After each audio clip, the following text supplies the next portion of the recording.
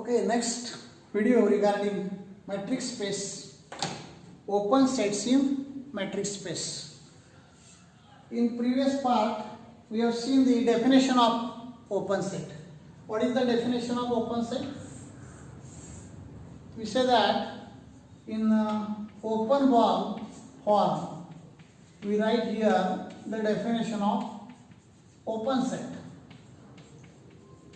Therefore, every x belongs to G, there exists an open ball B of x R, that is open ball of radius R about x, is contained in G, where already G is the open subset of metric space M rho.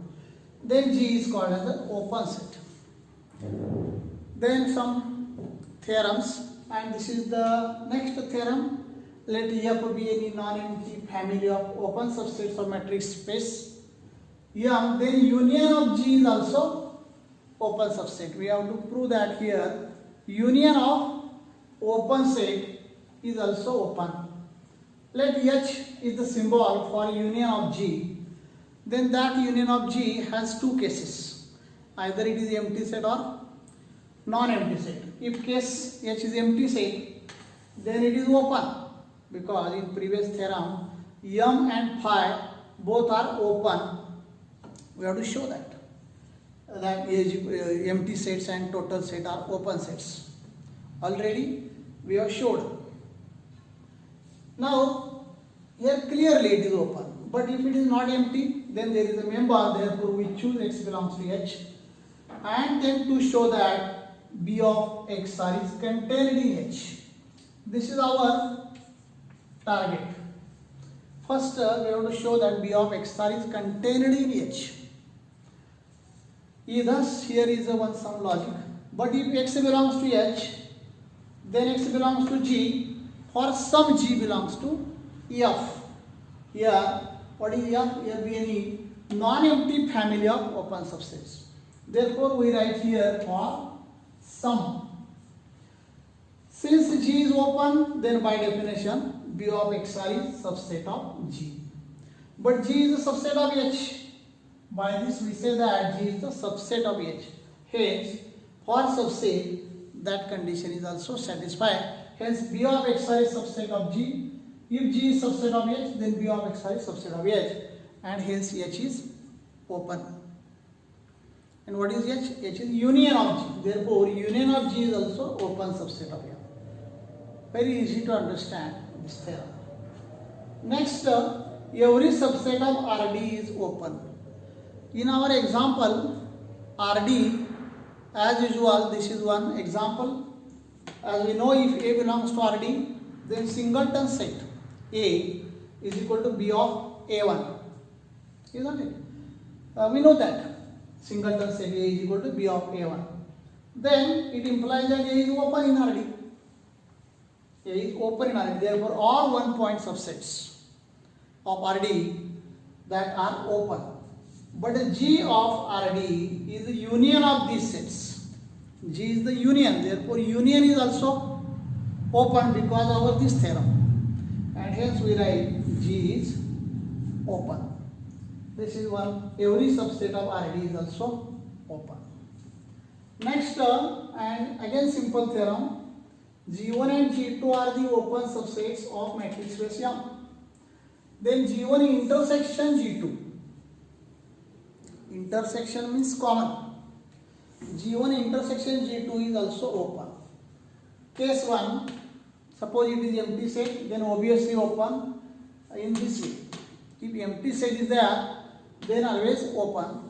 But if non-empty, then we choose one member belongs to G1 intersection G2. If X belongs to G1 intersection G2, then to show that G1 intersection G2 is open, means B of XR is contained in G1 intersection G2.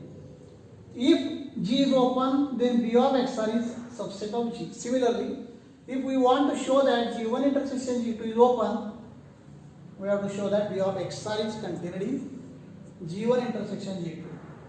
Here both are open. Therefore, apply the definition. G1 is open, then x belongs to G, then we say that B of x R1 subset of G1. Also G2 is open, then B of x R2 is subset of G2. Here R1, R2 are the numbers, and when we write minimum between them, R1 and R2, if R is equal to minimum number between R1 and R2, then directly we write B of XR is subset of G1 intersection G2, because intersection means common.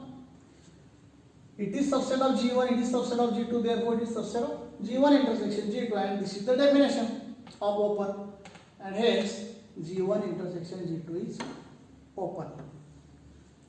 Some statements are useful for MCQ questions. Union of finitely many open set is open. Union of countably many open set is open. Even though union of uncountably many open set is also open. And fourth remark is there, intersection of any finite number of open set is also open. These statements are also important. Next theorem, every open subset of G of R1 can be written as G is equal to union of IN, I1, I2, I3, these are the finite number of open intervals, or you may say countable number of open intervals. These are the finite number or countable number of open intervals, I1, I2, I3, etc. That open intervals are mutually disjoint. What is meant by that? Disjoint means no common. Means intersection is empty set. In bracket, we write that intersection between them is empty set if M is not equal to N. Here theorem is every open subset can be expressed in this way. Okay. Let us consider that part. Here suppose X is the member of G. There is an open ball B containing X such that B is subset of G. B open ball of X, open ball of radius R about X. In short, we write that B is subset of G. Let Ix, this is for our convenience, आपण आपल्या सोयीसाठी लिहितो. Ix is largest open interval. Ix is subset of G. Then we can write G is a union of that members. Therefore, union of Ix, X belongs to G. General. If X belongs to G, Y belongs to G, then Ix is equal to Iy may happen, or Ix is intersection Iy is equal to empty set. Then empty set, there are open intervals, mutually disjoint, no doubt. But here, if Ix is not equal to Iy, then what will happen? Then intersection is non-empty. Then union can be open interval, which is the subset of G. Ix union Iy is subset of G. If it is non-empty, then there are numbers, there are open intervals, and hence Ix union Iy is subset of G. And this is the contradiction. Why? Ix is subset of G, therefore each Ix contains rational numbers. Each Ix contains rational numbers. We know that real numbers, rational numbers are the subset of real numbers. Here, therefore, directly we write there cannot be uncountably many mutually disjoint intervals. Therefore, if it happens, then there cannot be uncountably mutually disjoint intervals, and hence we can write if there is an open interval, open subset, that open subset can be written as union of such a type of open intervals. This is some contradictory method to prove this result. Now, these are the some results regarding